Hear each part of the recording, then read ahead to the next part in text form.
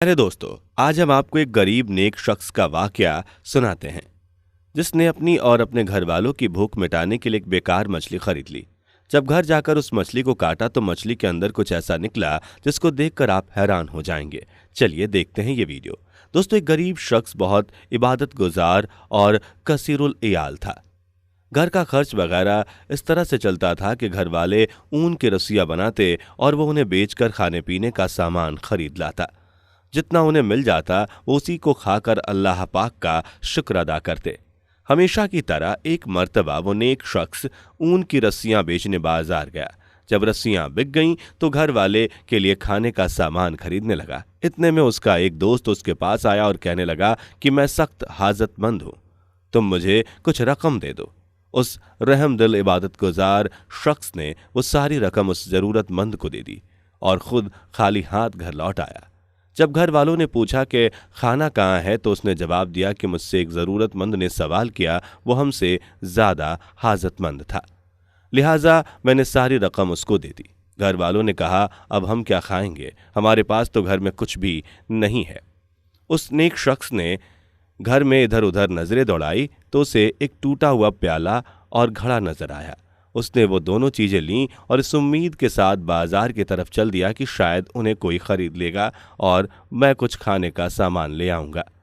चुनाचे वो बाजार पहुंचा, लेकिन किसी ने भी उससे वो टूटा हुआ प्याला और घड़ा नहीं खरीदा। इतने में वहां से एक शख्स गुजरा जिसके पास एक खराब मछली थी जो फूली हुई थी। मछली वाले ने कहा कि तू मेरा खराब माल अपने खराब माल से बदल ले, यानी कि ये टूटा हुआ प्याला और घड़ा मुझे दे दे और मुझसे ये फूली हुई खराब मछली ले ले।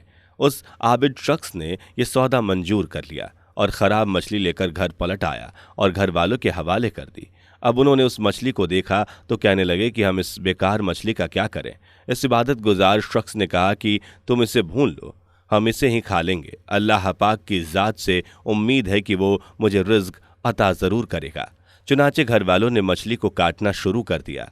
उसका पेट चाक किया तो उसके अंदर एक निहायत कीमती मोती निकला। घर वालों ने उस आबिद को खबर दी। उन सब ने अल्लाह का शुक्र अदा किया। फिर जब सुबह हुई तो वह आबिद शख्स उस मोती को लेकर जौहरी के पास गया। उससे पूछा कि इस मोती की कीमत क्या होगी। जब जौहरी ने वो मोती देखा तो उसकी आंखें फटी की फटी रह गईं और वह हैरान होकर कहने लगा कि तुम्हारे पास ये मोती कहाँ से आया। उस नेक दिल आदमी ने जवाब दिया कि हमें अल्लाह पाक ने यह रिज़्क अता फरमाया है।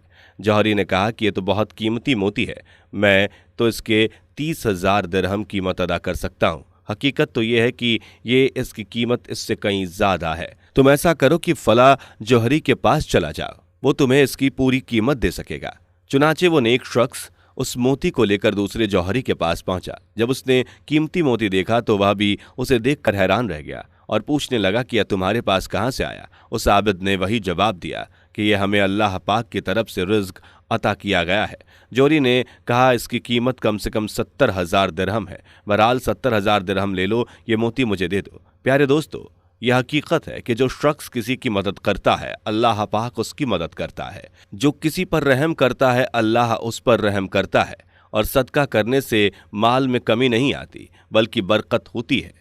जो लोग माल की मोहब्बत दिल में नहीं बिठाते वही लोग सखावत जैसी नेमत से हिस्सा पाते हैं। अल्लाह पाक पर मुकम्मल यकीन रखने वाला कभी रुसवा नहीं होता। दोस्तों, आज की इस वीडियो में इतना ही। अल्लाह हाफ़िज़।